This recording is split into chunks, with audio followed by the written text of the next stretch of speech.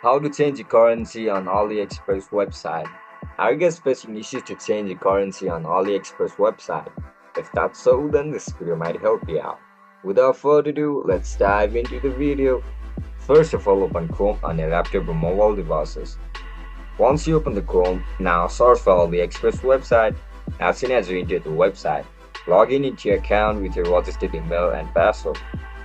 After you get logged in, now look at the top right corner of your screen where you can see this flag icon. Click on it.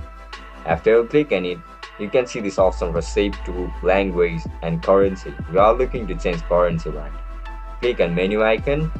You can see multiple currencies over here, or just simply search the currency that you want to apply or change to. If you want to change it to euro, click on euro and tap on save.